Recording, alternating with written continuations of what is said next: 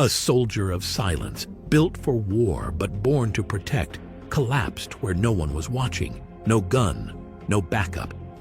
Just the quiet crack of a ribcage giving out beneath the weight of years and memory.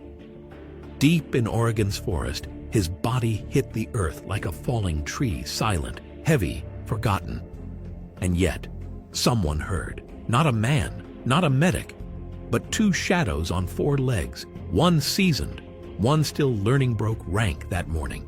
No leash, no command, just loyalty stronger than instinct. They ran, they searched, they stayed.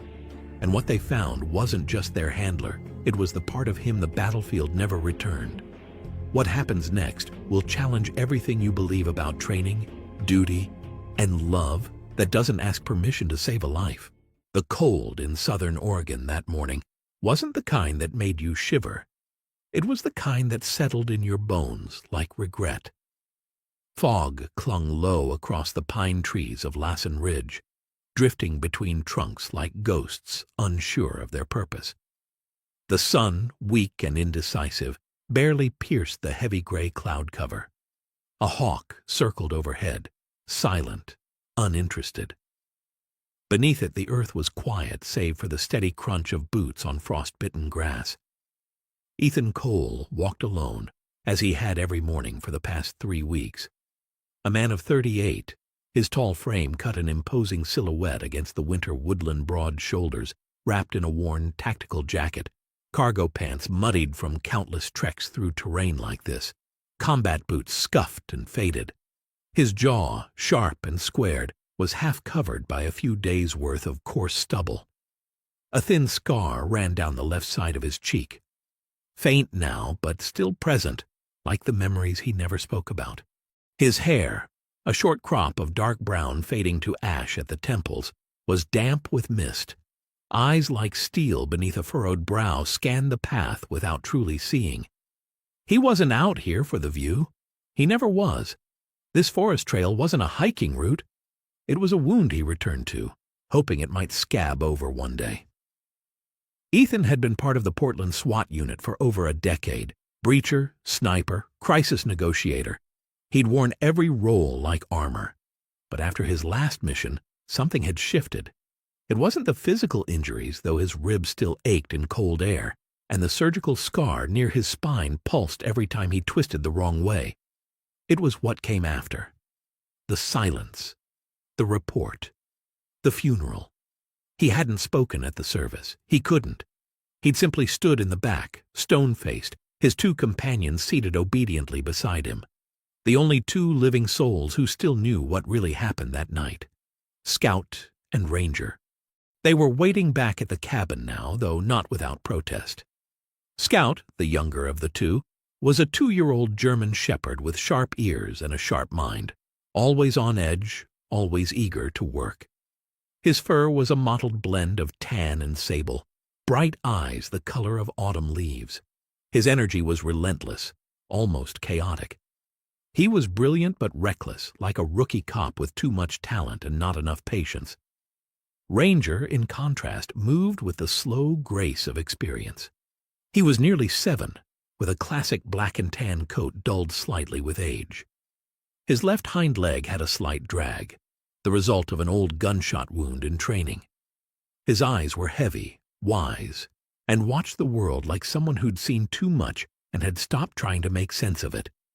Ranger was Ethan's first partner, assigned to him during a narcotics raid in Nevada, 7 years back. They'd been inseparable since. He followed Ethan not out of obedience, but out of shared history. This morning, Ethan had left them behind on purpose. He told himself they needed rest. In truth, he couldn't stand to have their eyes on him. Eyes that knew too much. Eyes that forgave him when he couldn't forgive himself. Half a mile into the woods, the world began to shift. Not the way landscapes do, but the way the body whispers before it screams. Ethan slowed. A pressure in his chest tightened like someone pulling string through his ribcage. He paused, adjusted the strap on his shoulder bag. His breath came shorter than it should have. He frowned, shook his head as if to scatter the weight. Another step, and another. His left leg dragged slightly. He cursed under his breath. He'd been cleared by medical EKG fine, lungs fine. Residual stress, they said. Rest, hydrate, talk to someone. But you don't talk about certain things. Not when you're built to lead, to kick in doors, to carry people out. The tightening returned, sharper now. A pinprick of pain bloomed under his sternum and crawled upward. He stopped, one hand bracing against a nearby pine tree. Cold bark bit into his palm. His vision blurred slightly at the edges, like water smearing on glass. He took a slow breath, then another, but his heart had already decided on its rebellion. It fluttered wildly like a trapped bird slamming itself against bone and muscle. His knees buckled. He tried to speak, maybe curse, maybe call out, he didn't know. No sound came. And then the forest floor rose to meet him. The fall wasn't graceful. His shoulder struck the root of an old oak with a dull thud. His body crumpled in on itself, one boot half raised as if mid-step. The fog swallowed the sound whole. For a long moment the forest stood still. No birds called, no twigs snapped. Only a slow curl of vapor rose from Ethan's lips as his breath shallowed, then faltered. Far away in the modest wooden cabin nestled between two frost-covered hills, Scout paced the floor anxiously. The younger dog had been uneasy all morning, whining at the door circling the gear closet where Ethan kept his field vest. Ranger watched him quietly from his spot near the fireplace, head on paws, eyes half-lidded but aware. The elder dog's ears twitched at every distant sound, the wind, the creak of the cabin, the silence where footsteps should have returned by now. Then Scout barked once sharp, high-pitched, alarmed. Ranger stood, without a word, without a signal. Both dogs moved. Back in the forest, Ethan lay still beneath the pale, bruised sky. His skin had gone white around the lips, his pulse erratic beneath the surface. If there had been someone passing anyone, they might have mistaken him for sleeping. But there was no one yet. The town of Ashwood sat like a stubborn ember on the edge of winter's breath, nestled between the rising ridgelines of Oregon's southern wilderness. It wasn't a place tourists stopped for long. One main road, one gas station, and a cluster of old cabins scattered like memories too stubborn to fade.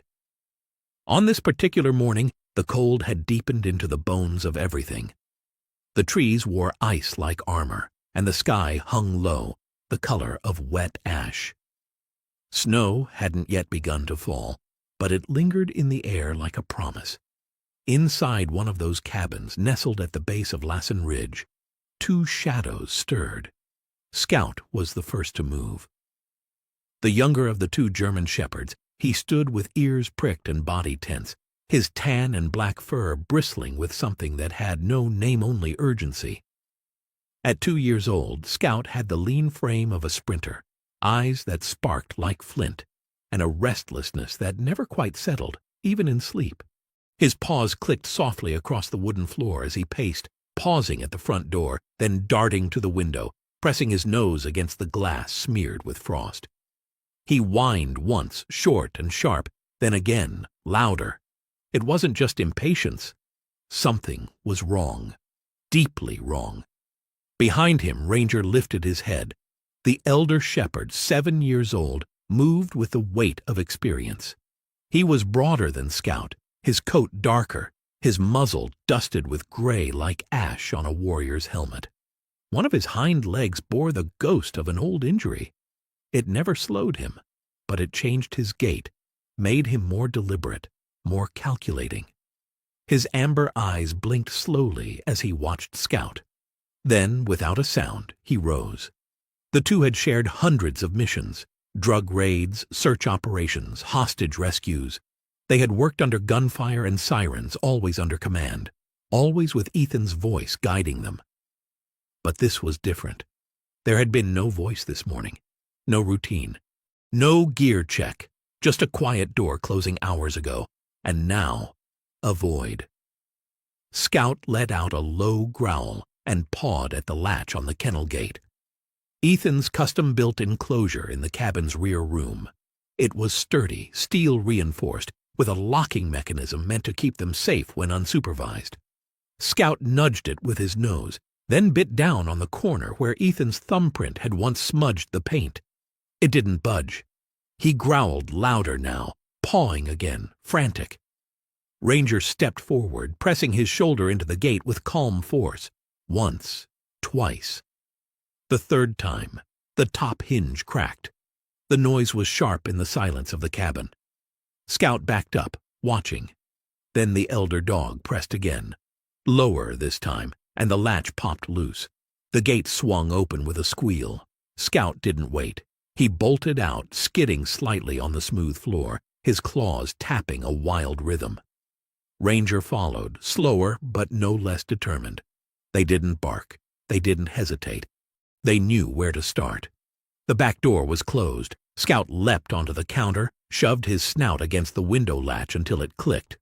The window creaked open half an inch. Scout clawed at it, widened the gap, squeezed through with awkward urgency.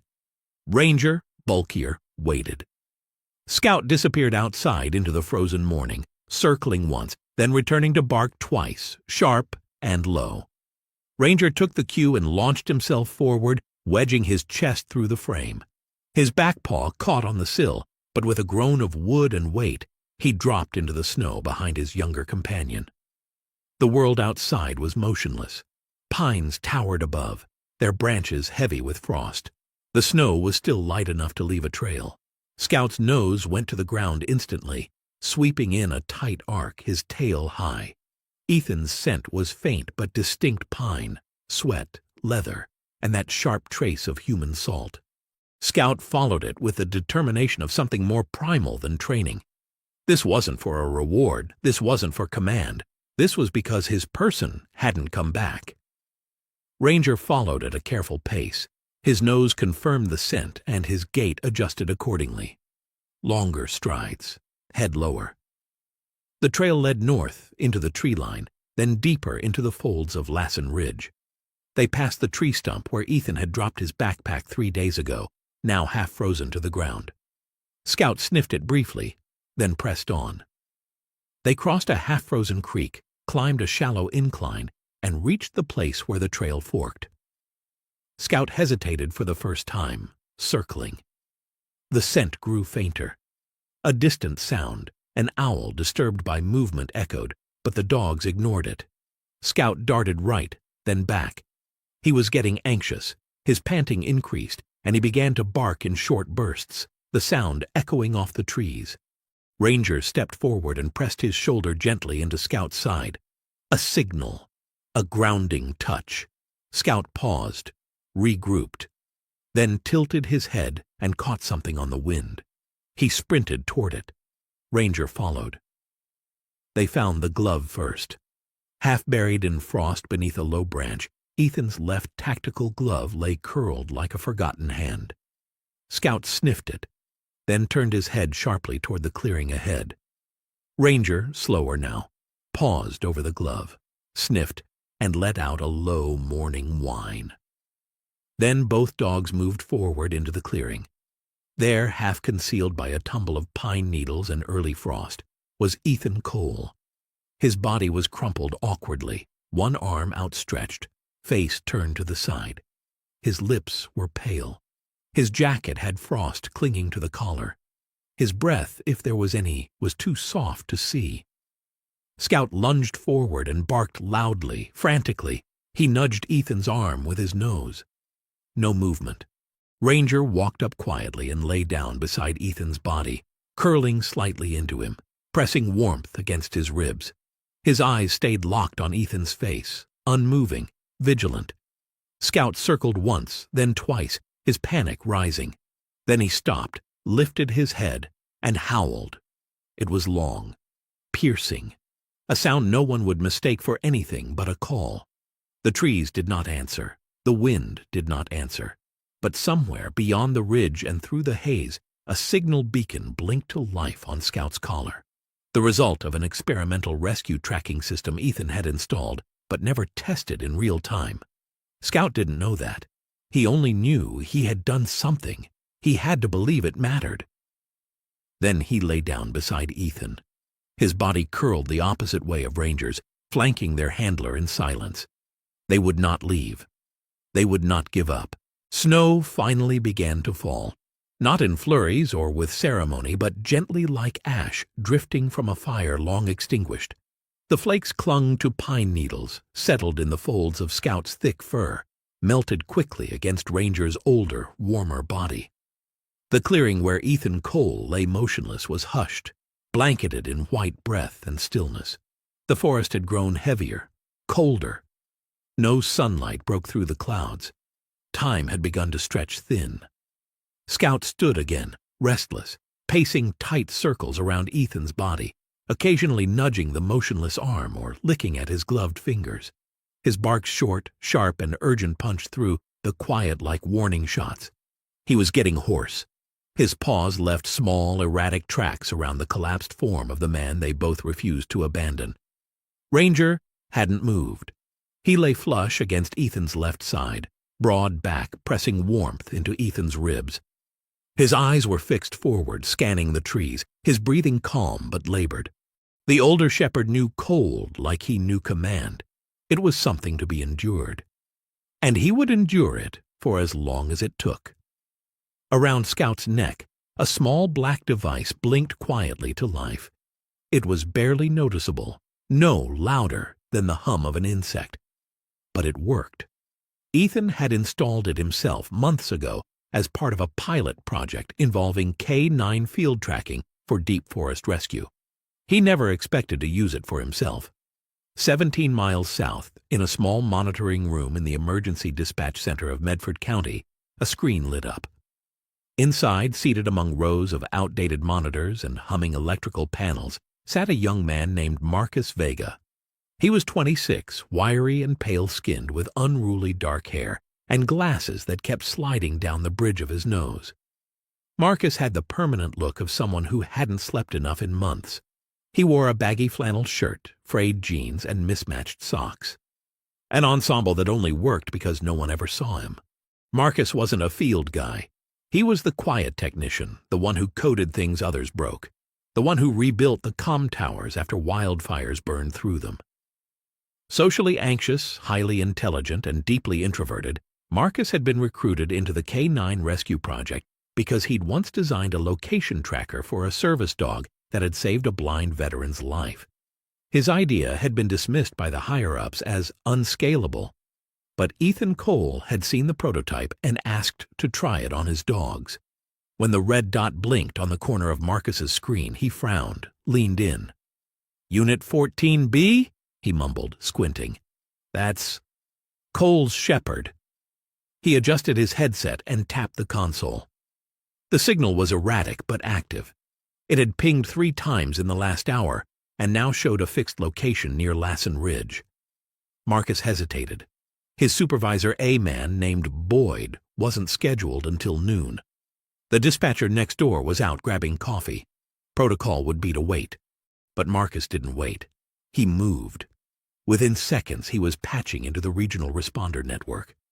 His fingers flew across the keyboard, issuing a Class 2 alert for unverified but critical K9 distress. Then, grabbing his phone with trembling fingers, he dialed the private number Ethan had given him in case something went sideways. No answer. That's when he knew. 25 minutes later, a rescue team of 3 was dispatched from the nearest ranger outpost. Their vehicle, a weather-stained white Ford 4x4, growled up the gravel trail toward the ridge, tires biting into frozen dirt. Inside sat Avery Stone, a woman in her mid-40s, wiry but tough, with short salt and pepper hair tucked beneath a navy beanie. Her skin was sun-worn, her jaw sharp, her eyes the kind that made people stand straighter when she looked at them. She had worked with SAR, search and rescue units, for nearly 20 years, and though her face never betrayed much, she'd buried enough rescue dogs to treat alerts like this as gospel. Beside her sat Leo Raines, 32, ex-EMT turned backwoods medic. Tall, freckled, with a ginger beard, and long limbs that never quite fit comfortably inside any truck cab. He was the type who always had a thermos in hand and a calm voice, no matter how many bones were sticking out of the skin. In the back seat was Caleb Hart, 21, still new. Eyes too wide, face too clean. His jacket was still shiny. He hadn't seen a body yet. Not really. The radio crackled. "Last known ping 300 meters east of Birch Hollow," Marcus's voice came through, slightly distorted. "2 canine units on site. No human signal detected." Avery's hands tightened on the wheel. "Then let's go find a man."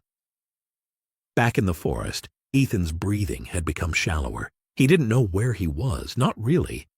His mind floated between layers, some that were memory, others that were fear. In the black fog of his unconsciousness, old scenes replayed. The alley in Fallujah, blood on the back of his hand, his team leader's scream when the wall came down. The chopper never came. The silence that followed. Then later, Portland. Raid gone wrong. Flashbang too close. A hostage coughing blood. Ranger's ears ringing for days. Now, in this cold silence, something changed. A sound pierced the fog. It wasn't shouting, not metal, not gunfire. It was soft, rhythmic, barking. He recognized it. Scout. Then he heard Ranger's heavy breath, always slower, always steadier. In his unconscious mind, something stirred.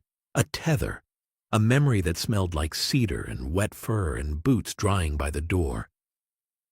"Ranger," Ethan's lips murmured, barely audible. "Scout." Scout's ears twitched. He lowered his head, pressed his snout gently into Ethan's cheek. Then came the sound they'd been waiting for. An engine. Tires. Boots. Avery was the first to spot them. 2 dark figures curled on either side of something in the snow. As the truck screeched to a halt, she threw the door open before it had stopped moving. She saw the dogs, recognized them instantly from the files. Scout barked once, ears flattened. Ranger didn't move. "Oh my God," Caleb whispered, approaching slowly. "That's him." "Get the AED," Leo called, already kneeling. His gloved hands brushed snow from Ethan's neck, checking for pulse. Faint, but there. "Still with us?" Leo said quickly. "Hypothermic. Low pulse. We've got time, but not much." Avery moved to the dogs. She crouched beside Scout, hand out, voice low. "You stayed," she said quietly. "Good boy."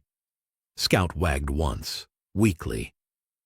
The stretcher came next. They worked fast. Leo stabilized Ethan's neck. Avery attached the heat packs.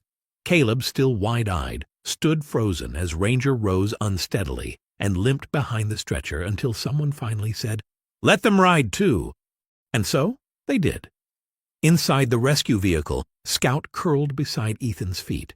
Ranger leaned gently against Ethan's side. None of them looked back. The road back to Ashwood General was slick with ice and shadows. What little sun remained was already losing its grip on the horizon, and the landscape bled into blues and grays. The forest behind them swallowed their tracks. Inside the speeding rescue vehicle, warmth battled with urgency. The heater blasted stale, recycled air, but it did little to cut through the tension tightening every chest. Ethan Cole lay strapped to a stretcher along the left side of the truck, his face colorless, lips tinged gray, body covered in thermal blankets and heating pads. A thin oxygen mask fogged slightly with each weak, uneven breath. His pulse monitored and projected onto a small screen above his shoulder, flickered like a candle caught in wind. It was there, but barely. Leo Raines, the red-bearded medic with calm hands and tired eyes, hovered over him. A field EMT turned rescue specialist. Leo had seen overdoses, shootings, drownings, and burns. But something about this shook him deeper. Maybe it was the way Ethan had been found, flanked by 2 living statues of devotion. Maybe it was the fact that the man beneath his palms was not a reckless hiker or unlucky camper, but one of their own. Beside Ethan's legs, curled tightly with ears pinned and breath shallow, was Scout. The younger dog had refused to be moved from Ethan's side. His chest rose in sync with the man's, his golden-brown eyes darting between the machines and the unfamiliar faces. Occasionally, he let out a low whine. Near Ethan's shoulder sat Ranger. The older German shepherd remained upright, posture tense, eyes alert, like a sentinel refusing to abandon post. His head barely touched Ethan's shoulder, and though the back of the truck jostled over rough terrain, Ranger never flinched. Across from them in the jump seat sat Caleb Hart. The rookie had been quiet for most of the ride, his helmet now resting in his lap. Caleb was 21, tall and lanky, with a shock of dark blonde hair and freckles that hadn't faded from childhood. His face still carried that raw softness, the kind people associated with boys too kind for what the world would ask of them. This was only his 5th live rescue, his first involving a human survivor this close to death. He stared at the scene before him, man and dogs, all three motionless, their bond etched more deeply than he thought possible. He didn't know much about SWAT operations, but he'd grown up with dogs, rescued one from a ditch at 9, buried him at 17. The loyalty of animals had never surprised him, but this was different. This was sacred. "I know I'm not supposed to ask," Caleb said quietly, eyes still on Ranger. "But can I take a picture?" Leo looked up, one hand on Ethan's IV port, the other holding a thermal patch to his chest. "If you're quick," he said, "and respectful." Caleb raised his phone, snapped the image. No flash. The moment was quiet. Scout blinking slowly, Ranger unmoving, Ethan in between them like the final piece in an old puzzle finally returned. Later, that image would make its way to a small SOR community Facebook page, and from there, spiral outward gathering shares, reposts, comments. This is what loyalty looks like. They stayed. He lived. But for now, they were just trying to make it 10 more miles. In Ashwood, the hospital looked older than it was. A squat brick building wedged between a shuttered bank and a single-pump gas station, it stood with the stubborn pride of things that refused to be forgotten. Its paint was chipped, the linoleum inside yellowed, but the staff moved like clockwork. Understaffed, overworked, and endlessly compassionate. Waiting at the entrance was a woman in navy scrubs and a knit cardigan, her arms crossed tightly against the cold. Dr. Lena Rowe was 49, of medium height, lean and angular in build, with short silver-streaked black hair pulled into a loose ponytail. Her skin was olive-toned, her dark eyes sharp with decades of emergency medicine and zero tolerance for incompetence.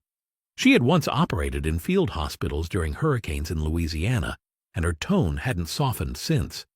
When the truck screeched into the roundabout, she was already calling orders. Trauma Bay 1, warm saline. Start the O2 high flow, 15 liters. CBC, troponin, EKG prepped. Notify cardio. The back doors opened and she climbed in, her hands moving swiftly across Ethan's face, checking for pain response. "He's freezing," she said, glancing at Leo. "How long was he exposed?" "Estimate 4 hours, maybe 5, Leo replied. "Collapsed in forest terrain. Temp around 32 degrees. Dogs kept him warm. We got him here as fast as we could." Her eyes flicked down at Ranger and Scout, still in position. "He conscious at all?" "Not yet," Leo said, "but he said their names. Faint. Twice." Dr. Rowe didn't smile, but something softened. They wheeled Ethan in. The dogs followed, unbothered by doors, strangers, or hospital protocols. One nurse tried to stop them at the entrance until Lena raised a single eyebrow. "They go where he goes," she said. "We'll deal with paperwork later." Inside the trauma bay, monitors beeped into life. Needles slipped into veins. Warming blankets layered over blankets. A nurse, Peter, a wiry man in his early 30s with a kind face and sleeves full of colorful tattoos, adjusted the O2 mask gently while humming under his breath, a habit developed from years of calming anxious children. Scout lay down beside the gurney's leg rail. Ranger sat beside Lena as if waiting for his orders. She placed a hand briefly on his head. "Good dog," she said softly, then returned to work. After 20 minutes, Ethan's heartbeat grew stronger. The screen's rhythm became steadier, more predictable. His temperature climbed by degrees. His fingers twitched. Then a low, broken sound left his mouth. "Water." Lena stepped closer. "Ethan, can you hear me?" A pause. His eyelids fluttered. Then slowly, almost painfully, his eyes opened. Pale blue, confused, raw. He tried to sit. Ranger whined and leaned in closer. "No," Lena said gently, pushing him back. "You're okay. You collapsed. But you're here. You're safe." He turned his head, scanned the room. "Dogs?" he whispered. "They're here," Lena said. "They never left you." He blinked slowly. A tear slid sideways down one cheek. Leo, still standing nearby, swallowed hard. "If we'd been 10 minutes later," he said. "We weren't," Lena cut in. "And he's still here." Caleb stood quietly in the doorway, his phone tucked into his jacket, hands clenched. He hadn't spoken again. But as he looked at Ethan, now alive, recovering, protected, he realized something rare had just passed through his life, and he had been there to witness it. Ashwood was silent under snow.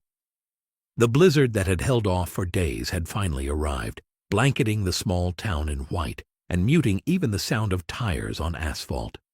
Outside Ashwood General Hospital, icicles hung from rusting gutters and snow piled along the sidewalks like soft barricades.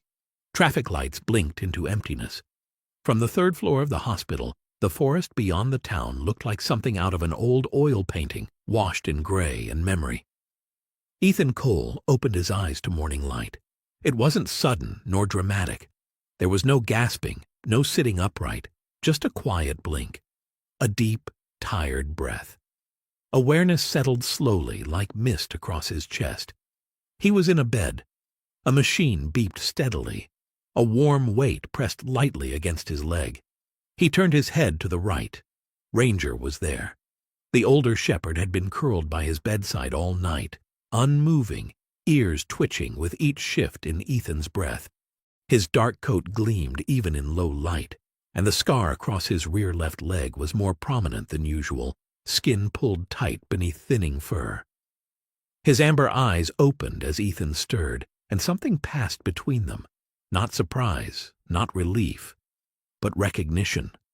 On the floor near the foot of the bed, Scout lay sprawled, chin resting on a blue rubber ball worn from years of play. He snored softly, tail thumping once against the tile. A blanket half covered his back, placed there sometime in the night by a kind nurse. Ethan swallowed, throat dry, chest heavy, but beating steady. A nurse entered quietly, a young woman named Kayla Dorsey. She was no older than 24, petite with soft brown curls tucked into a bun, warm olive skin, and quick eyes that missed nothing. She moved with quiet confidence, wearing her navy scrubs like a second skin and carrying a clipboard in one hand. "You're awake," she said with a smile that didn't overdo itself. "It's good to see you, Sergeant." Ethan blinked, then rasped, "What day is it?" "Wednesday," she replied, checking his vitals. "You've been here 3 days." He looked down at himself. IV in one arm, monitor leads on his chest, blanket tucked high. His left hand twitched. He glanced at Ranger again, and his voice cracked, barely a whisper. "They stayed?" Kayla nodded. "Wouldn't leave. Even when we tried." Scout growled at one of the interns. "We decided it was safer to let them stay." Ethan laughed, just once, a dry sound like wind through gravel. Then he blinked rapidly, trying to push away the sting behind his eyes. But it didn't stop. A single tear slid down his temple, disappearing into the pillow. Kayla paused, softened her voice. "They saved your life. The tracker on Scout's collar sent a signal. You were found just in time." Ethan turned his face toward the ceiling, throat tight. He hadn't cried in years, not at funerals, not after missions, not when his last partner died with his hand still clutching Ethan's vest. But now, under fluorescent lights and in the quiet presence of 2 dogs who never asked for medals, he wept silently. Scout stirred, opened one eye and padded toward the bed. He gently set the rubber ball on the blanket beside Ethan's hand and nudged it forward. His tail wagged once. "That's his favorite," Kayla said with a small smile. "He's been waiting to give it to you." Ethan placed a shaky hand on Scout's head. "You're ridiculous," he whispered. "Both of you." That afternoon a new face entered the room. A tall woman with thick, dark-framed glasses, a khaki blazer, and a notepad tucked under her arm. Dr. Marcia Elwood was the hospital's trauma psychologist, assigned to all emergency rescue survivors. She was in her early 50s, slim but strong-featured, with graying blonde hair cropped short and a voice that cut through excuses. She had once worked with veterans returning from Kandahar and had learned long ago how to read silence better than speech. "I'm not here to dig," she said, seating herself near the window, "just to listen." Ethan didn't respond at first. Ranger shifted beside him. "You were found with a hypothermic pulse.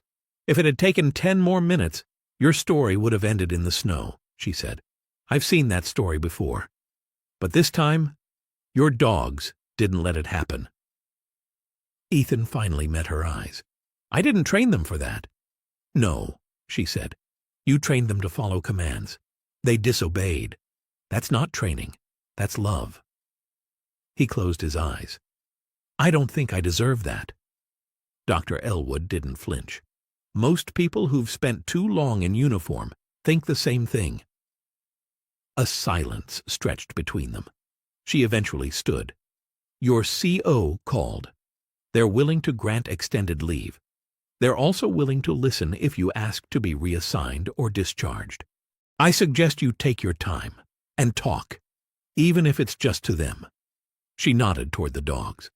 When she left, Ethan stared at the ceiling for a long time. The thought of returning to mission briefings, breach drills, hostage simulations, it all felt hollow, like reciting orders in a language he no longer believed in. Later that evening, after dinner trays were cleared and monitors quieted down, Ethan reached for the ball beside him and rolled it off the bed. Scout lunged to retrieve it instantly, his whole body wagging. He dropped it back into Ethan's lap and barked once high-pitched and expectant. Ethan chuckled. "You never stop, do you?" Scout barked again. Ranger laid his head on Ethan's shin, sighed, and closed his eyes. Ethan looked down at both of them. For a long time he had believed his place in the world was forged in bulletproof vests and behind scopes. But lying there with fur brushing his fingertips and old scars echoing quietly under healing skin, he wondered if maybe, just maybe, he could build something new, something that didn't need a war to define it.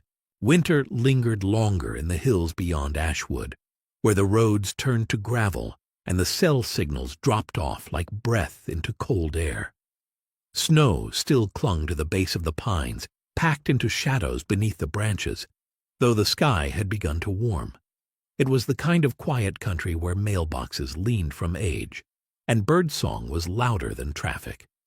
And there, at the edge of the tree line, tucked into a dip in the earth beside a small lake, stood a house that hadn't known life in years until now. Ethan Cole stood on the porch of his newly leased home, a hand-built cabin with a slanted green roof and wraparound railing, rough from weather but standing strong.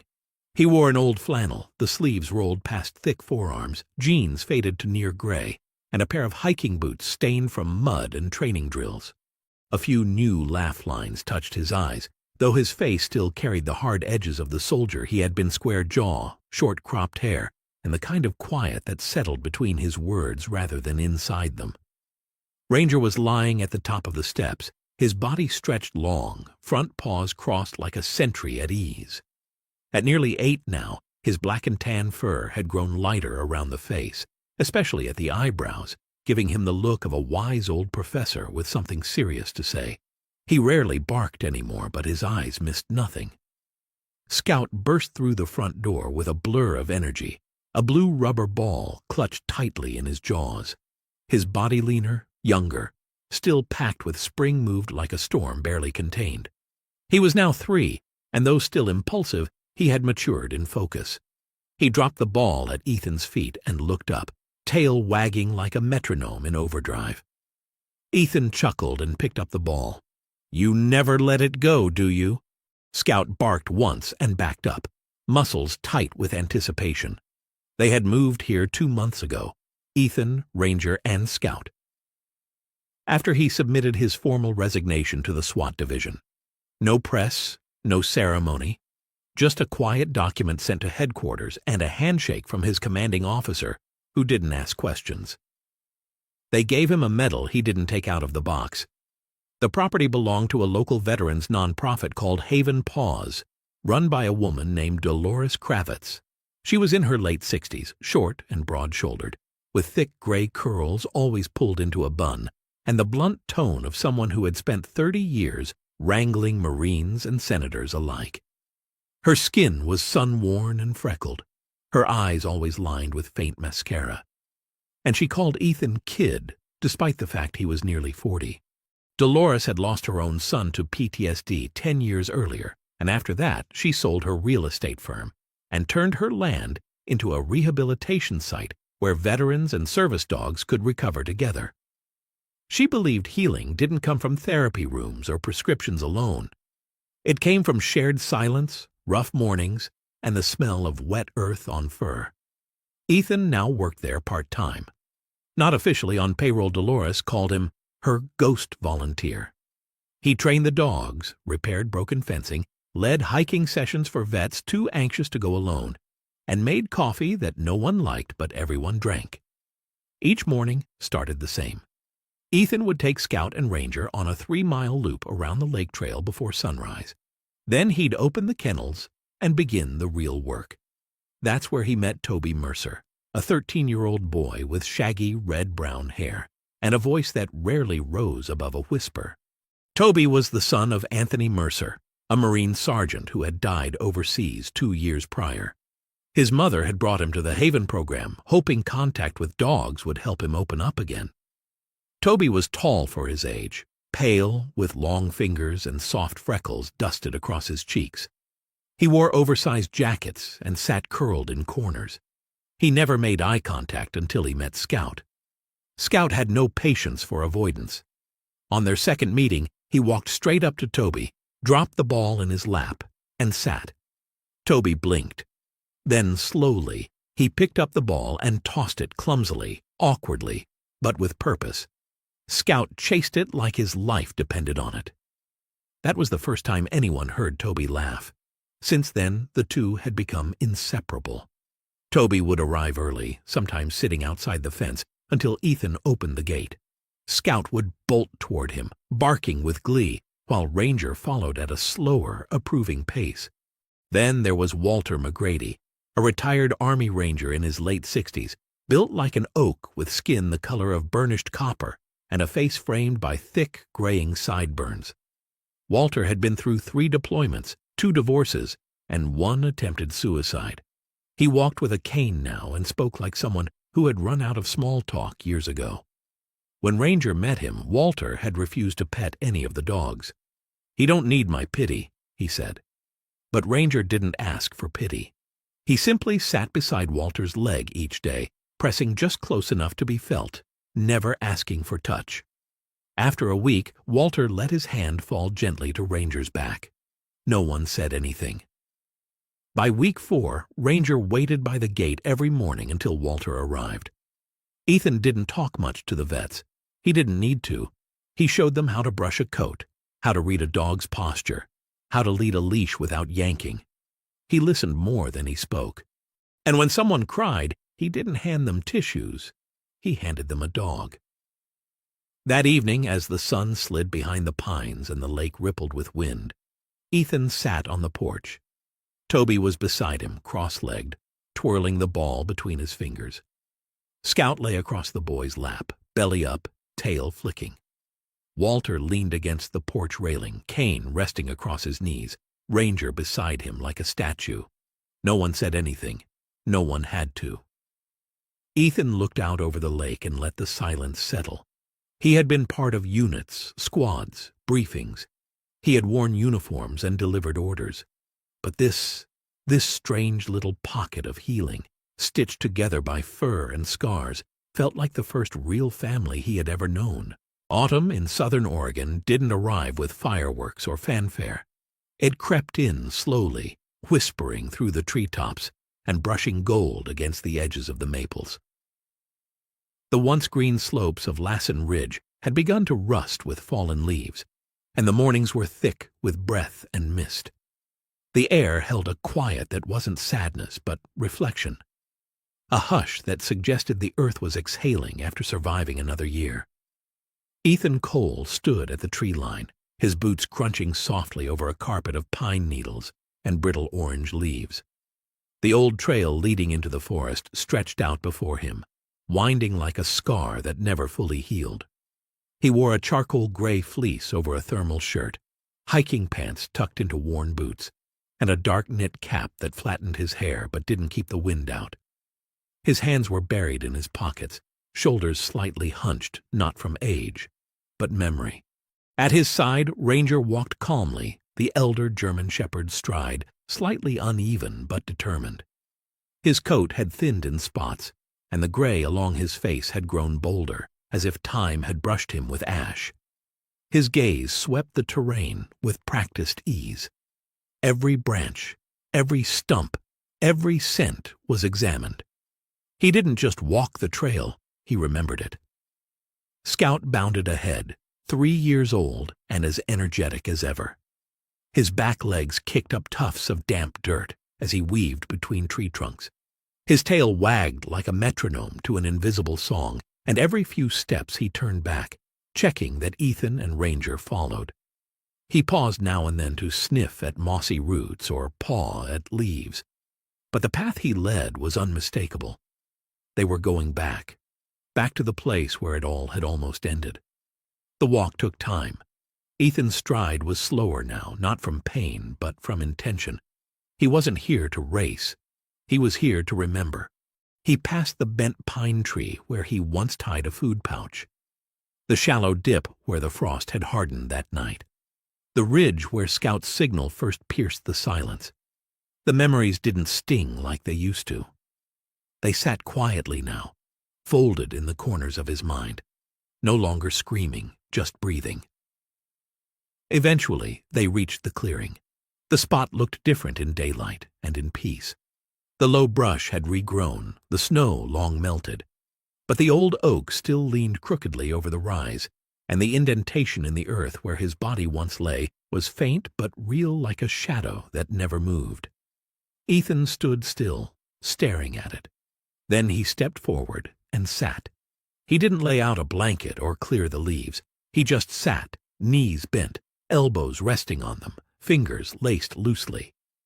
He let the silence press against his back like a friend he hadn't seen in years.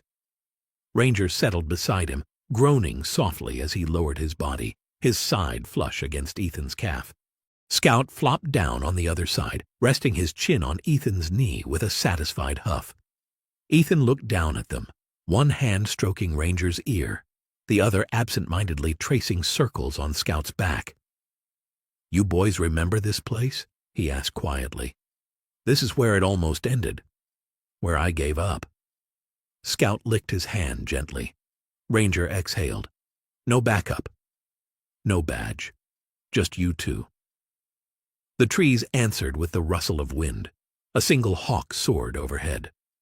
"You gave me a second chance," Ethan murmured. "Not the team, not the brass, not some miracle drone or a medevac out of nowhere. Just 2 damn dogs who didn't know how to quit."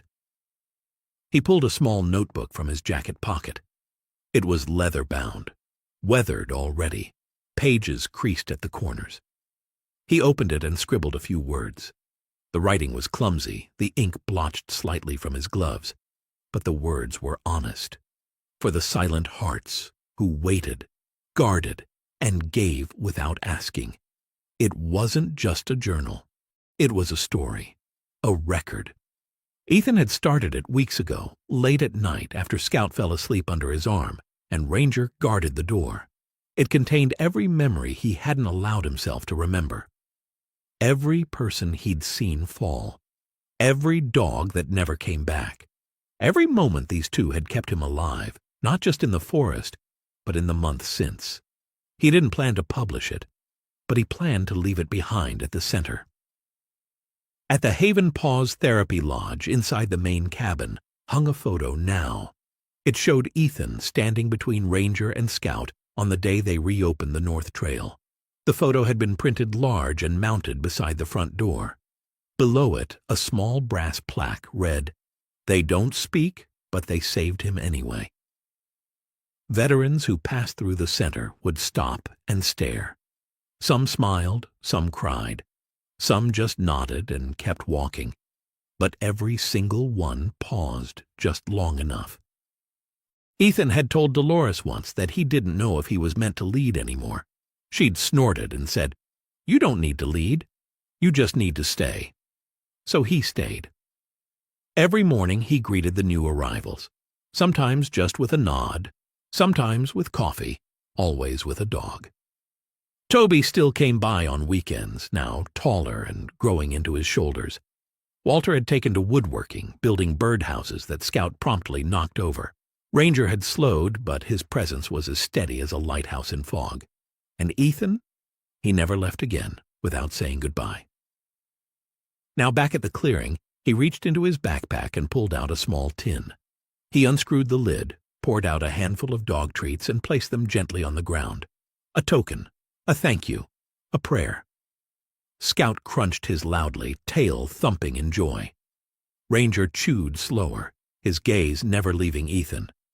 Ethan leaned back, looked at the canopy overhead, gold and bronze leaves swirling in lazy spirals. "I didn't think I'd make it to 40, he said softly. "Didn't want to." He looked at his hands scarred, calloused, whole. "But I'm glad I did." As the sun shifted, casting dappled light over the three of them, Ethan closed his eyes. No sounds but the wind, no voices but the forest, no medals, no speeches, just family. There are moments in life when survival feels like a miracle, when no one is watching, no one is listening, and yet something divine refuses to let you go. Maybe it isn't thunder or lightning. Maybe it's quieter than that. Maybe it's the weight of a dog's head on your leg, the press of warm fur against your broken heart, the sound of paws refusing to walk away. Ethan didn't hear angels that night in the forest. He heard barking. He didn't see a burning bush. He saw two German shepherds standing between him and the end. And somehow, that was enough. So if you believe that sometimes God sends his messengers not with wings but on four legs, then let this story remind you, you are never truly alone. Miracles still walk this earth, sometimes with muddy paws and eyes full of loyalty. Say a prayer today, not just for yourself, but for someone who's walking their darkest trail alone. Comment where you're watching from. Let's see how far faith can travel. Share this story if it touched you. Subscribe if you believe that no life is too broken to be rebuilt. And may God bless every soul who's still learning how to stay.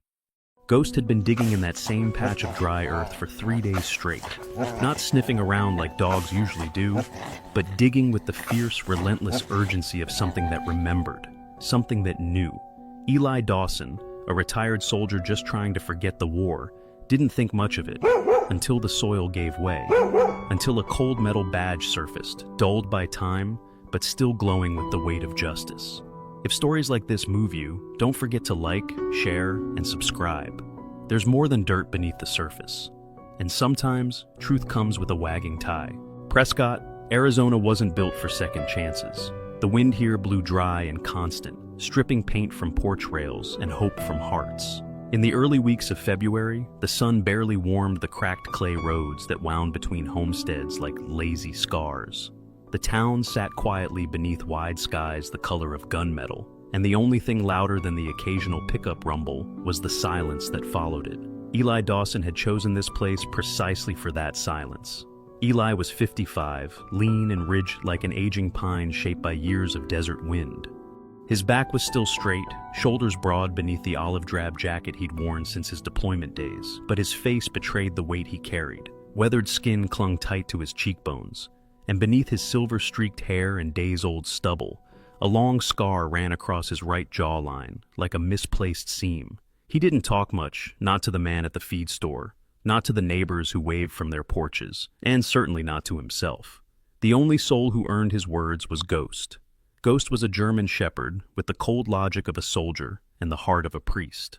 His black and tan coat shimmered like burned copper in the Arizona sun, though his left hind leg had a subtle hitch from an old IED blast outside Kandahar.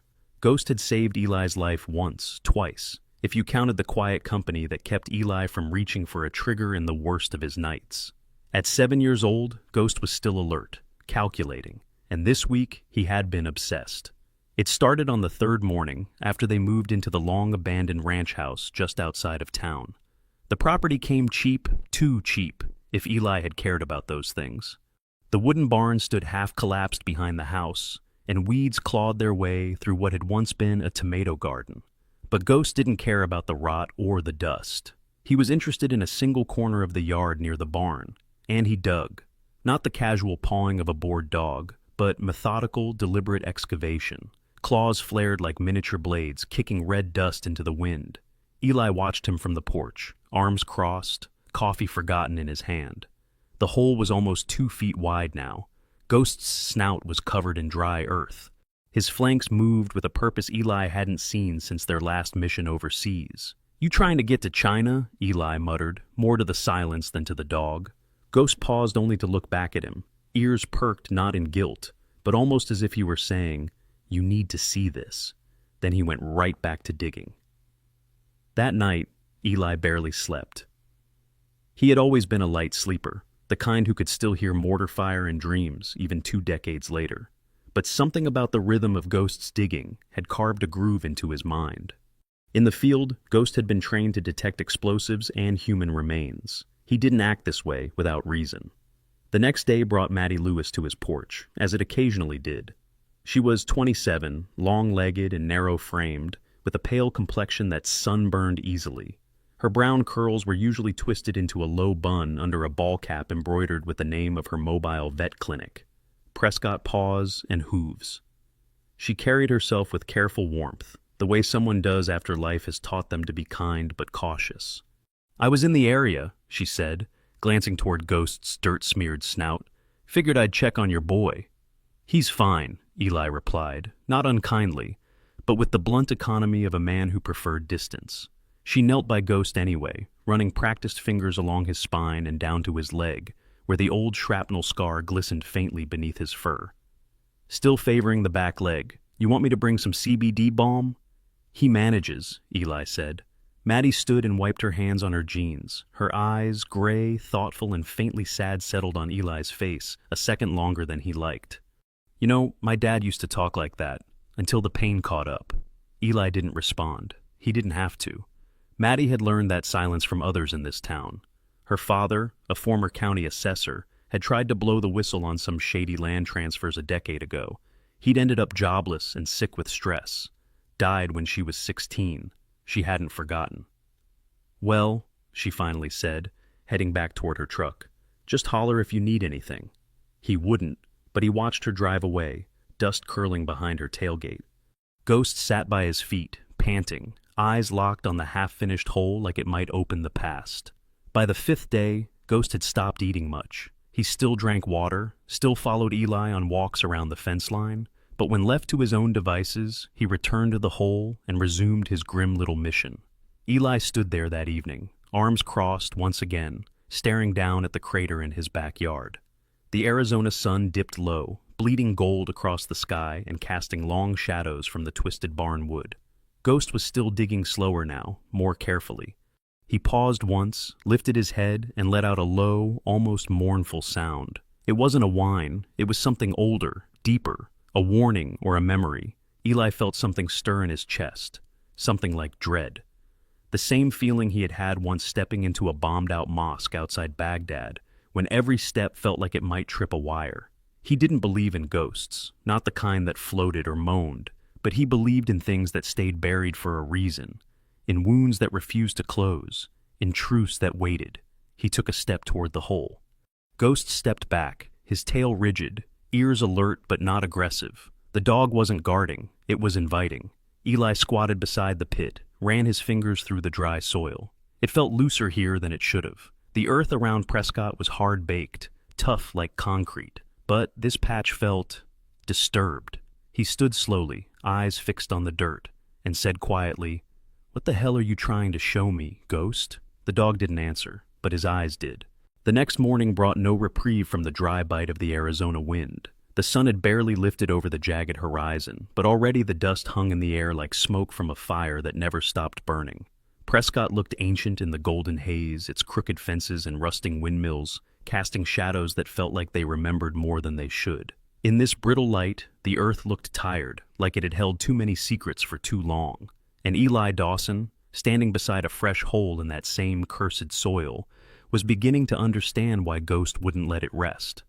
Ghost's muzzle was caked in red dust. The dog had returned to digging the moment the sun touched the fence posts. His front paws moved with a rhythm that was both urgent and patient, like a craftsman chiseling into memory. Eli crouched beside him now, not as a skeptic, but as a man willing to look where instinct pointed, even if it was into darkness. The soil here was wrong, too soft, too loose. Eli knew this land was supposed to be hard-packed clay, the kind that broke shovels, but here, the dirt gave way under his gloved fingers like someone had stirred it. He didn't use a shovel this time. He wanted to feel it with his own hands. 10 minutes passed before his knuckles brushed against something different. Not stone, not root. Something textured like fabric. He brushed away the dust, and a scrap of faded material emerged. It was the color of sun-bleached denim, frayed along one edge and streaked with black stains. Eli's gut twisted. He leaned closer and found another fragment beneath it, a pale curve of bone, a rib. He stood slowly. Ghost sat beside the hole, ears perked, watching him carefully. Eli didn't speak. He didn't have to. They both knew. Later that day, 2 sheriff's deputies arrived in a scuffed-up white SUV with the county logo peeling on the side. They parked crooked in the gravel, dust blooming around their tires. The older one, Deputy Harold Mays, looked like the desert had carved him out of sandstone. He was broad, late 50s, with deep-set eyes and a mustache like faded barbed wire. The younger one, Deputy Kincaid, was in his 20s, red-cheeked and fresh, trying hard not to look nervous. He held a notepad like it might bite him. "You're the vet, right?" Mays asked, stepping out and eyeing the hole. "Retired," Eli said simply. "But yeah." Mays grunted and pulled on a pair of thin latex gloves, crouching near the disturbed earth. He poked at the fabric with a pen, turned over a patch of dirt, then looked up. "Could be an animal," he said. "It's a rib," Eli replied, voice calm but firm. "Hard to say without a full dig. We'll get a forensic team out here next week." "Next week?" Mays stood and dusted off his knees. "We've got a backlog. Only 2 people in the whole county certified for bone recovery. Unless it's an emergency." "It's a human rib," Eli repeated. Mays scratched the back of his neck, glanced at Ghost, then at Kincaid, who was quietly drawing in the dirt with his boot. "Look, Mr. Dawson," Mays said, tone shifting to weary condescension. "This happens more than you'd think. You move into an old place, find a bit of bone, could be native, could be settler, could be an old grave. Prescott's got history. But if there's no sign of recent trauma, it doesn't exactly jump the line." Eli said nothing. He just stared at the hole. "We'll file the report," Mays added, already turning to leave. "If you find anything else, say, a skull, give us a call." By the time their truck disappeared down the road, the wind had picked up again, stirring the dirt back over the hole like the desert was trying to reclaim the secret. Eli stood in silence, jaw tight, fists clenched. Beside him, Ghost let out a low growl, not loud, not directed but unmistakably full of unease. That night, Ghost limped for the first time in months. His back leg dragged slightly, the old shrapnel wound from Afghanistan flaring up. Eli noticed it during their walk to the back fence. The dog still moved forward, tail high, head alert, but each step on that leg came with a stiffness that worried him. Eli knelt and ran his fingers gently down Ghost's haunch. There was swelling. The digging had aggravated the injury. He let out a soft breath, part frustration, part guilt. "You stubborn bastard," he muttered. "Always working." The next morning, Maddie Lewis pulled up unannounced again. She wore a long gray coat over flannel and jeans, her cheeks red from the wind. Her boots were caked in clay. Her dark curls were tucked into a knit beanie, and a stethoscope peeked from the pocket of her coat. She stepped down from her truck and called out without waiting for a greeting. "You didn't tell me Ghost was limping again." "You didn't ask," Eli replied, but his tone had softened since last time. She walked over, crouched, and examined Ghost with quick, practiced hands. Same leg? Yeah. Got worse after he started digging. Maddie glanced at the patch of disturbed earth behind the Birn and the 2 shallow flag markers that now marked the site. You mean that hole the cops came out for? They're calling it a historical anomaly, she snorted. This town has a lot of those. My dad found one once buried under a courthouse file. Eli didn't answer immediately. He watched her as she wrapped Ghost's leg with firm but gentle pressure. You mentioned your dad before, he finally said. What happened to him? She stood slowly, brushing off her jeans. He was the county assessor. 10 years ago, he found out about a land grab happening under the table. Ranchers paying bribes for rezoning deals. He tried to report it. They ruined him. Said he took bribes himself. He died of a stroke 2 years later. I was 16. Eli nodded, his mouth dry. They ever clear his name? Maddie shrugged, blinking fast. Not officially, but people talk, people remember, and sometimes people dig. They stood in silence for a long moment. The wind moved through the scrub grass with a dry rustle, like whispers just out of reach. I'm sorry, Eli said, and meant it. I think Ghost is trying to tell you something, she said softly. Don't let them bury it again. As she drove off, Ghost lay down beside Eli, resting his bandaged leg, eyes still fixed on the barn, like something might move behind it. Eli looked at his dog, then back at the flags poking from the hole in the ground. He couldn't shake the feeling that something below the surface was waiting for someone brave enough, or broken enough, to bring it back into the light. The cold crept in that night like it had teeth. Prescott's skies turned ink black by sundown, and frost kissed the corners of Eli Dawson's windows by midnight. The ranch house moaned under the weight of the wind, its wooden bones shifting with every gust. Somewhere in the barn, an old nail snapped loose and clattered against something hollow. Eli stirred in his bed but didn't get up. Ghost lay curled at the foot, his injured leg tucked close, his ears twitching with each sound from outside. In the stillness, it felt like the desert wasn't resting, it was whispering. By dawn, the ground crunched beneath their boots. A thin film of frost covered the porch, silvering the rusted tools and half-torn boots that had sat untouched by the railing. Eli sipped from a chipped enamel mug, his breath curling into clouds. Ghost stood beside him, tail low, alert, his eyes fixed not on the yard this time, but on the old barn behind them. The barn had been on Eli's list of things to demolish, but he hadn't had the energy. The roof sagged in the middle like a tired spine, and the walls had patches where daylight bled through. He had only been inside once, briefly, and hadn't stayed long. Something about the stale air and the smell of rotted hay made his stomach twist. But now, Ghost moved toward it with purpose, ignoring his stiff leg, his gaze unwavering. Eli followed without speaking. The old barn groaned as the door opened. Dust rose in lazy spirals where their feet disturbed the floor. Stray light leaked through cracks in the wood, casting angled beams across the hay-strewn ground. Ghost trotted forward, sniffing, weaving between broken furniture and rusted tools. Then he stopped in front of a wall panel near the far corner. He scratched once, then twice, his claws tapping wood with rhythmic precision. Eli crouched and ran his fingers along the panel. The wood was warped, but loose. He pried it away and revealed a shallow cavity behind the wall. Inside, wrapped in waxy canvas, was a rectangular object thick with dust and mold. He pulled it out carefully. The canvas tore slightly as he opened it, revealing a leather-bound book. Its spine cracked, edges curled. Inside the cover, written in a slanted, fading hand, property of Hugh Callahan, 1930. Beneath it was a folded map, creased with time and grime. There were markings, red X's, lines drawn in pencil, initials in faded ink. Ghost sat beside him like a statue, as if he too recognized the weight of what they'd found. Back inside, Eli laid the items on his kitchen table. The leather journal smelled like old smoke and earth. He opened it with reverence, flipping slowly through pages filled with tight handwriting. Hugh Callahan hadn't been a man of wasted words. His entries were methodical dates, locations, names. Mentions of livestock theft, bribes, men who weren't who they claimed to be. On the third page, Eli found the first mention of Wilkins. The name caught like a fishhook in his chest. Gary Wilkins was a name that still floated around Prescott. His family had owned land just west of town for generations. He ran a construction company now, loud and flashy, the kind of man who wore starched jeans and boasted at the diner about his ancestral blood. Eli had met him once, briefly, when he first moved in. A firm handshake, too firm. Eyes that didn't match the smile. Eli turned the map. The red X closest to his property was labeled Barn, South Post. That's where Ghost had been digging, but there were others, 5 more. One marked behind the old train yard, another beside the church's cemetery fence. Callahan had been tracking something bigger than one bad deal.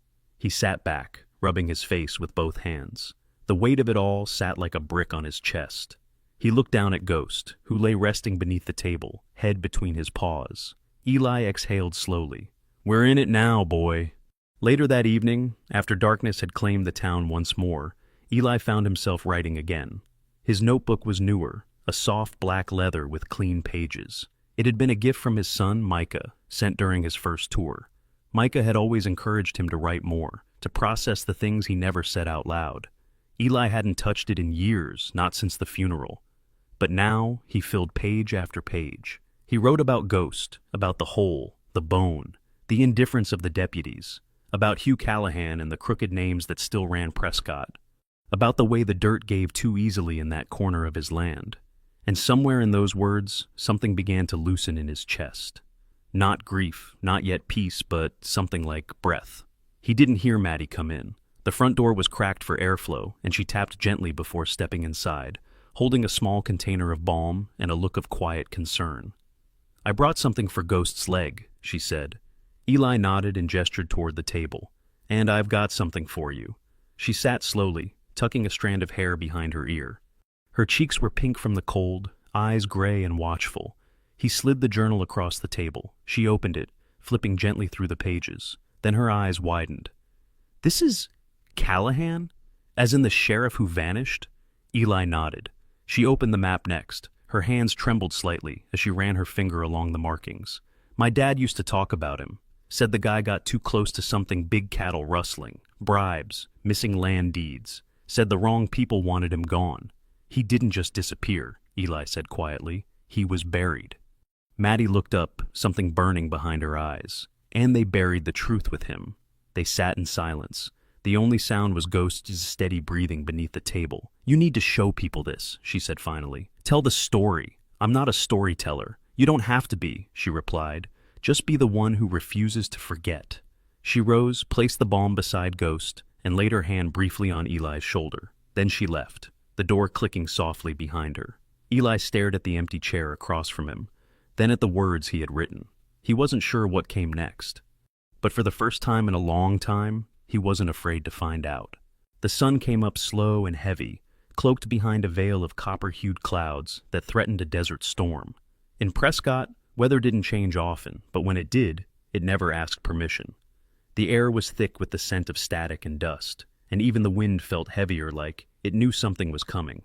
Crows gathered on the fences that lined the edge of the town, too many and too still.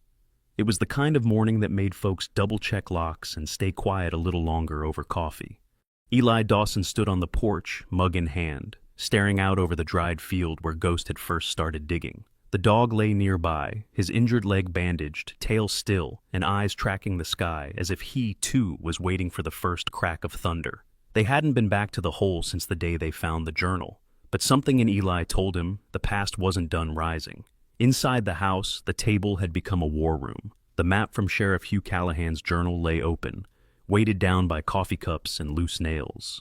Spread beside it were black and white photographs curled with age, some from the journal, some found in the floorboards beneath the barn. Eli had gone back in the night with a flashlight and found a rusted box wedged under the joists. Inside, more pages, some of them receipts written in fountain ink, signed names that still echoed in modern Prescott. One page in particular made his chest tighten. It listed a sequence of payments made to multiple officials, initials next to dates, and dollar amounts that, adjusted for inflation, would have paid for land, silence, or a coffin. The last 2 names chilled him, R. Pike and J. Wilkins. Ghost lifted his head and let out a low grumble. Eli turned. The dog wasn't looking at him, he was watching the road. An old Chevy Suburban rolled to a stop near the gate. The dust settled, revealing Maddie Lewis behind the wheel, her hair pulled into a braid this time, a laptop case slung over her shoulder. She stepped out with quiet determination, wearing a dark olive jacket over a faded red t-shirt and black jeans tucked into worn boots. Eli opened the gate before she could knock. "You ready?" he asked. "Always," she said, handing him a manila folder. "Those are the land ownership records you asked for. Took some work, but I traced 4 of the properties marked on Callahan's map." He flipped through them briefly. "Anything jump?" She pointed to a page near the back. "This ranch on the eastern border used to belong to the Pike family, sold in 1961 to the county, then suddenly transferred back to a private trust 3 years ago. One registered to someone named Raymond Pike." Eli's jaw flexed. "The current sheriff. Looks like it runs in the blood," Maddie said bitterly. "And he's not alone." They drove out together with Ghost in the back seat, head resting between the front seats, his eyes blinking slow but focused. The road turned from asphalt to gravel and then to something more primitive. Eli guided the truck around dry creek beds and past rusted gates.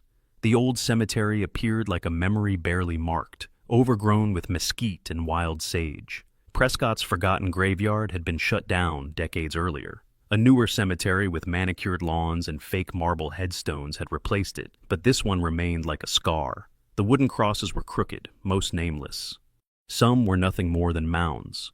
Ghost whined as they passed through the broken gate. They stopped near the far edge. A cluster of headstones stood here, too bonite, too new, their marble too clean compared to the rest. Maddie got out first, walking slowly toward one of the stones. She knelt beside it, traced her fingers across the name carved in clean serif letters. "Gregory Lewis, 1959 to 2005. My father," she said quietly. "He's not supposed to be here." Eli came beside her. "You said they buried him quietly?" She nodded. "After the scandal, the paper said he died of stress. But he had reported Callahan's disappearance 2 weeks before the journal ends. He told me it didn't add up." "You think someone put him here to silence it?" Eli asked. "I think they buried him where no one would ask questions, and I think someone else helped them." Ghost padded forward, stopping beside a nearby headstone marked only MC. He pawed at the dirt, not digging, but indicating something again. Eli knelt, running a hand over the loose soil. He didn't need more bones to know this place wasn't honest. Back at the house, Eli laid the final set of photos on the table. These were different smuggled from the rusted box. Grainy black and white images of cattle trains at night, men in long coats loading crates, and faces some half-lit, others turned from the camera. In the clearest one, a tall man with a hooked nose and fedora stood beside a truck marked with the town seal. Underneath it, a handwritten note read, "Wilkins Jan, 1931. Maddie leaned over. "That's not the same Wilkins from today, is it?" "His grandfather," Eli said, "but the face isn't far off. Same jawline, same eyes." "What is this one?" Maddie asked, pointing to another picture, 2 men shaking hands in front of the sheriff's office. One of them bore a star on his chest. The other wore a smirk and a silk tie. "That," Eli said, tapping the uniform, "is Callahan. And the other one is Councilman Judson Pike, the sheriff's great-uncle." The line connecting the names tightened in Eli's mind. It wasn't a single generation, it was legacy corruption, passed like land deeds and blood types. He pulled the ledger closer, running his finger along the last page. Beneath the final payment entries was a sentence scribbled in hurried ink.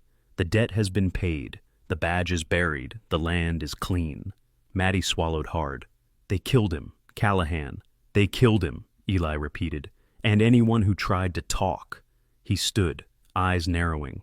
The air in the room felt charged now.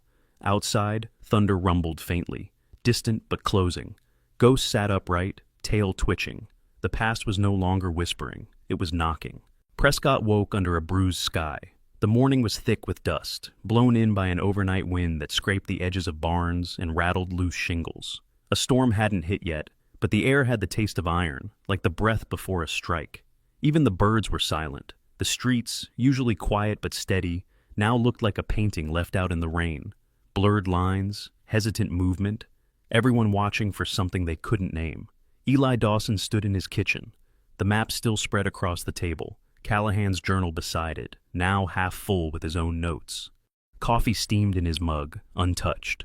Ghost lay near the back door, eyes wide open, alert but still. His breathing was slow, but his ears flicked with every sound, the creak of wood, the ticking clock, the distant hum of tires rolling over gravel. Outside, the wind caught the edge of a tarp on the barn and flapped it like a broken wing. Eli's gaze drifted to it, his gut tightened. He had spent the last 48 hours scanning, printing, and quietly mailing copies of every photograph, every page of the ledger, every receipt and signature to 3 destinations. One to a trusted contact at the Phoenix Bureau of the FBI, one to a retired investigative journalist named Loretta Finch, who now ran a truth-seeking blog from Tucson, and one to an anonymous Dropbox used by ex-military whistleblowers. The truth was now beyond just his hands, and yet they still shook. Ghost's head jerked up suddenly, nose high, ears forward. Then he growled a low, rattling sound that vibrated through the floorboards. Eli didn't ask what it meant. He knew. Something was still down there. They walked to the barn just after dawn. The frost had lifted from the wood, and the smell of damp earth hit Eli like an old memory. Ghost walked ahead, still limping slightly, but determined. He moved past the feed bins, past the crates, and stopped at a section of floor that had once been hidden under rusted hay forks. He sniffed, pawed once, then looked back. Eli crouched and knocked on the boards. Hollow, not like the rest. He pulled a crowbar from the wall and began prying. The wood gave reluctantly, cracking loud in the silence. Beneath it was a shallow compartment. Inside, wrapped in oiled cloth and bound with twine, was an old metal safe, tarnished and dented but intact. It took him the better part of an hour to break it open. The latch finally popped with a metallic snap that echoed louder than it should have. Inside were stacks of brittle envelopes, a small reel-to-reel tape marked Callahan, Jan 1931, and a thick envelope marked with W.P. Wilton Prescott, founder of the town and grandfather to the current mayor. Eli opened the envelope last. Inside was a handwritten letter with the seal of the Prescott family crest, signed in deep blue ink. The payment has been rendered. Let no more be said. J. Wilkins has secured his place. R. Pike sends his regards. Beside the letter, folded tightly, was a ledger showing exact payment amounts and names of those who received shares, including judges, land agents, and 3 names that still sat on the current town council. Ghost stared up at Eli, eyes bright, ears lowered. "You were right," Eli whispered. "It was never just about one man." That night, Maddie came by with dinner in a paper bag and a box of old files under her arm. She wore a black hoodie dusted with straw, jeans stained from a shift at the clinic, and her expression was sharper than usual, more watchful. "I asked around," she said after a quiet meal. "Those cemetery records, the ones from the old grounds, they were tampered with. Someone tried to erase the lot numbers from the public logbooks. My father's report on Callahan? It was reclassified in '96 as unsubstantiated conspiracy. Meaning," Eli said, "they buried both the body and the paperwork," she nodded, "and made sure no one who asked questions got tenure or re-election." He sat on the porch with a shotgun resting against the rail. Ghost lay beside him, not sleeping, wide-eyed and facing the open land. Every so often he growled low in his throat, as if warning off something unseen. The wind picked up again around midnight. Trees groaned, and the air shifted cold. Ghost stood, alert, tail low and straight. Eli rose too, every muscle tight. For a long moment, they just stood, man and dog, sentinel and witness, waiting. Nothing came, but the feeling didn't pass. Inside, Eli walked to the table. He began organizing everything. The copies, the evidence, the names. He placed the most damning documents into a locked fireproof box. The rest went into sealed envelopes marked for federal investigation. He didn't know who would knock on his door first, justice or retaliation, but he intended to be ready. And Ghost? That night, the dog didn't sleep. He stayed at the porch door, unmoving, head raised, as if the ghosts in the desert might finally come calling. The storm didn't come with rain. It came with silence. The day Prescott went quiet was the day the wind stopped. No dust swept the plains, no dogs barked in distant yards. People stayed inside, curtains drawn. Rumors had been moving faster than mail trucks. Rumors of files, of old names, of buried things unburying themselves. The town had always lived with ghosts, but now it was learning some of them had teeth. Eli Dawson stood on the porch with Ghost at his side, the dog's head high, body still as if carved from stone. The sky above the ranch was low and colorless. The birds had gone. In the distance just past the fence line, the road shimmered. It was barely past noon, but the heat made everything feel later, like time itself had stalled. Then came the sound tires on gravel, slow and deliberate. 3 black trucks, matte finished and unmarked, rolled down the long road leading to the ranch. Dust rose in their wake, then settled too quickly. The lead vehicle stopped 20 feet from the house. The door opened. Sheriff Raymond Pike stepped out. He was a man molded in the image of generations before him, tall, lean, square-jawed. His salt and pepper hair was combed back with rigid precision. His uniform was crisp, belt perfectly arranged, badge gleaming on his chest like it had something to prove. He walked with the confidence of legacy, of a name that had never been questioned. But his eyes, icy blue, deeply set, betrayed more. Not fear, not yet, but calculation. He wasn't here to talk. He was here to control the narrative before it slipped through his fingers. Behind him, 2 other men emerged. One was younger, heavy-set, with a sunburnt neck and mirrored sunglasses. The other, older and wiry, with a scar down his temple, wore plain clothes but moved like a man who had worked for the Pike family a long time. Enforcers, not deputies. "Afternoon, Dawson," Pike said, stepping forward. His voice was smooth, calm, almost rehearsed. "Heard you've been stirring up some old dust." Eli didn't move from the porch. "Just digging where the dog leads me." Pike let out a dry chuckle. "Well, rumor is that dogs dug up a lot more than bones." Eli didn't reply. Pike took another step. "You sent files, names, letters, old signatures, to the feds. That's a mistake, Eli. You're new here. You don't understand how Prescott works. This town protects its own." "Funny," Eli said. "That's what Callahan wrote in his final report, right before your grandfather helped bury him." The sheriff's jaw tightened. Behind him, the 2 men shifted. One reached toward his belt. Ghost growled. Pike raised a hand to stop them. "We don't want trouble, Mr. Dawson, but you're making this harder than it needs to be." It was then the second sound came, distant but rising. Sirens. At first faint, like echoes through canyon walls. Then louder, then visible. 3 black SUVs came over the ridge from the opposite direction, lights flashing. Behind them, a white van with the words Federal Bureau of Investigation printed in bold.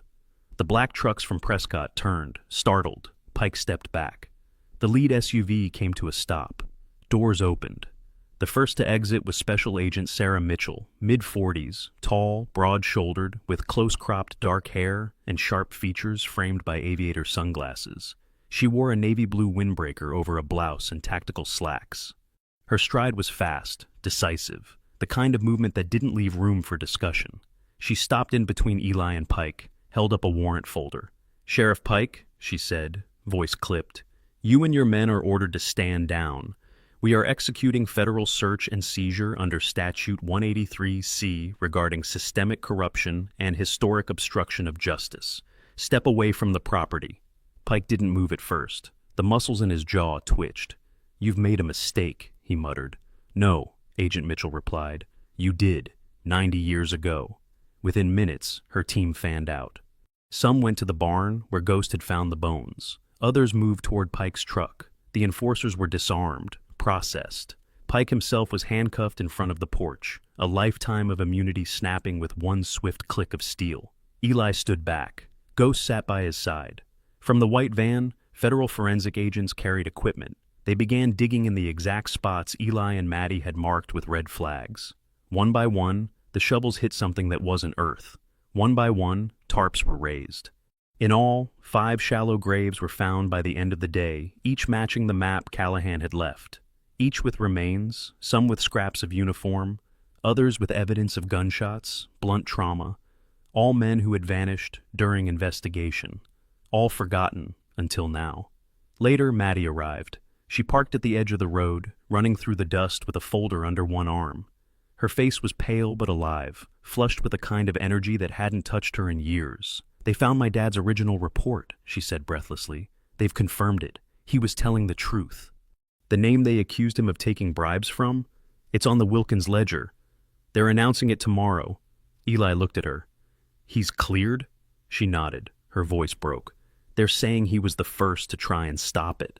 Ghost came forward. Maddie knelt, wrapping her arms around him.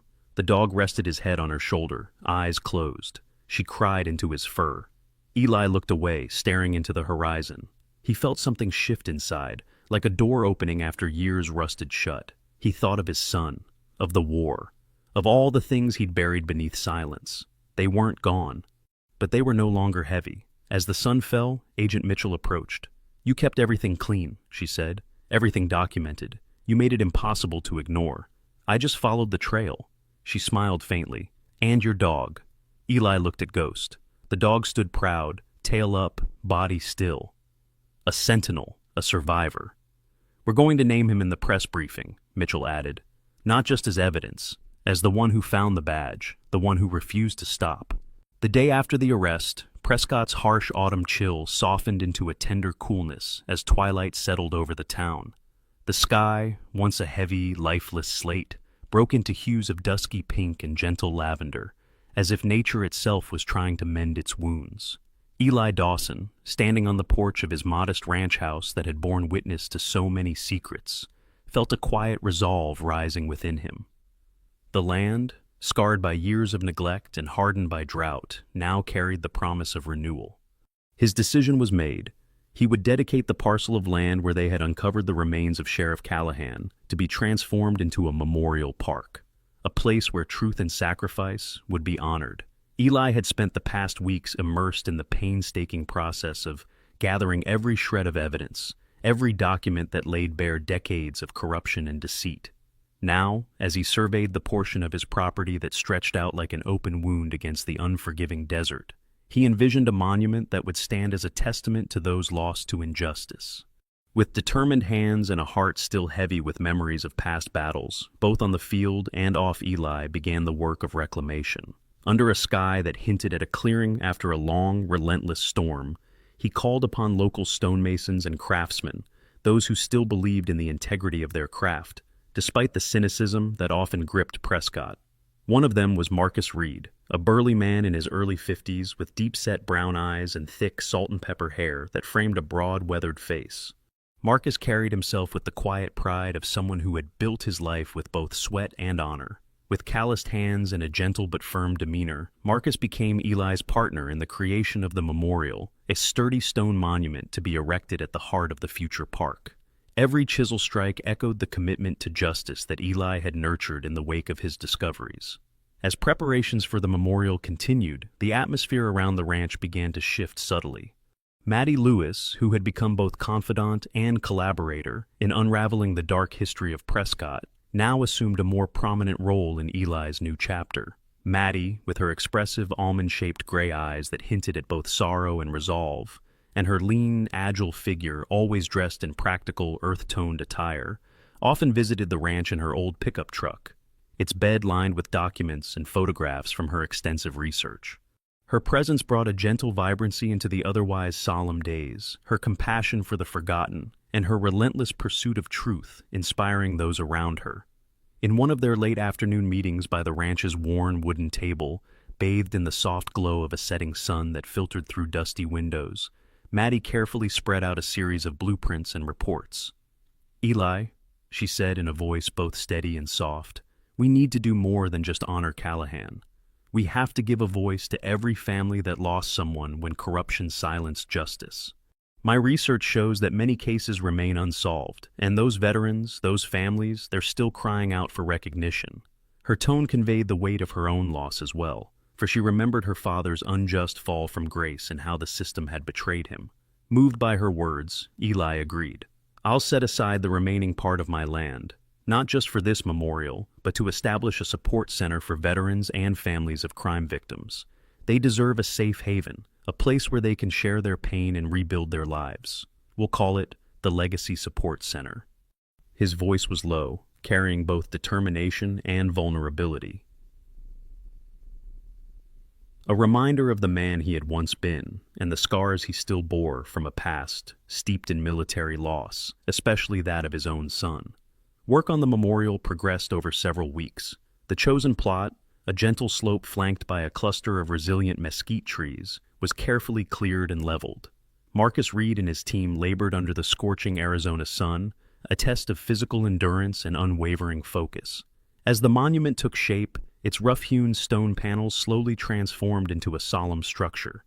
The central feature was a large, rectangular slab of granite, polished to a soft sheen, upon which were meticulously engraved the names of those who had died under suspicious circumstances, victims of a system that had long been compromised. Every letter was chiseled with precision, so that even in the harsh light of day, the monument spoke of profound dignity and enduring honor. On the day of the unveiling, a crowd gathered despite the lingering wariness that still permeated Prescott's streets. The weather was brisk, with a gentle breeze carrying away remnants of dust and sorrow. Elders, veterans, local journalists, and community leaders assembled on the newly dedicated grounds. Among them was a local pastor, Reverend Thomas Carter, whose kind eyes and steady hands had shepherded many through grief in his small, weather-beaten chapel downtown. He wore a simple, well-pressed suit, and his silver hair, neatly combed back, lent him an air of timeless wisdom. His presence lent credibility and heartfelt support to the ceremony. As the monument was unveiled, Eli stood at its base, Ghost loyally by his side.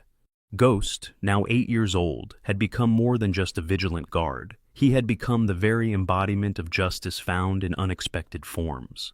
His striking coat, a mix of deep blacks and warm tans, and his intelligent, soulful eyes earned him the title, the Dog of Justice, in whispers and headlines throughout the county. In that moment, the memorial etched with the names of victims and bathed in the soft glow of the setting sun symbolized the end of a dark era and the hopeful beginning of accountability. Maddie, standing beside Eli, wrapped an arm around his shoulders. Her eyes glistened with tears and relief as she watched the names being read aloud by Reverend Carter. This is what we fought for," she whispered, her voice trembling with emotion and hope. Eli nodded silently, feeling the burden of his past begin to lift, replaced by a fragile but real sense of possibility. After the ceremony, as the crowd dispersed slowly into the twilight, Eli, Maddie, and a few remaining supporters gathered near a newly planted willow tree that had been left standing as a natural guardian over the memorial. Under the softly swaying boughs, they discussed plans for the Legacy Support Center. They envisioned a modest building, not imposing but warm and inviting, decorated with photographs and mementos of past heroes and victims of unsolved crimes. It would be a sanctuary for those who carried the heavy weight of loss, a place where stories could be shared and healed. In the days that followed, Prescott began to change subtly. The harsh streets softened with community efforts, and even those who had once feared repercussions started speaking out. Local news outlets reported on the revelation of decades-long corruption, the arrest of corrupt officials from both the town council and law enforcement, and the symbolic power of a memorial that had risen from the very land once tainted by secrecy. Ghost's image, captured in photos and echoed in headlines, became a symbol of vigilant truth in a town that finally dared to confront its past. Eli continued his quiet routine. He still rose early, still walked with Ghost along the now quieter paths, and still spent long hours in his study, writing down every memory and piece of evidence for posterity. Yet now, his eyes held less pain and more resolve. The weight of his own loss, the sorrow of a son's memory, and the ghosts of battle were, if not healed, at least acknowledged. He attended community meetings, sometimes speaking softly but firmly about the need for transparency and justice, a voice that resonated with many who had suffered in silence. In a final scene as the chapter drew to a close, dusk settled over the memorial park. The wind whispered softly through the mesquite trees, carrying the faint sound of distant cheers and heartfelt prayers. Under a sprawling willow tree on the edge of the park, Ghost lay motionless, his eyes fixed on a small American flag that fluttered gently in the cool night breeze. His posture was one of peaceful repose, as if he guarded not just a grave, but the very promise of justice and renewal. Eli watched the flag as it waved in the starlight, feeling that, for the first time in a long while, the burden of the past was giving way to a hopeful future. In that moment, amidst the gentle murmur of the evening, Eli knew he had built something that would live on far beyond the decay of corruption, a sanctuary of remembrance, where every name etched in stone told the story of truth, and where even a solitary dog became the herald of justice. Dongmot, sometimes? This story reminds us that miracles don't always arrive with grand gestures.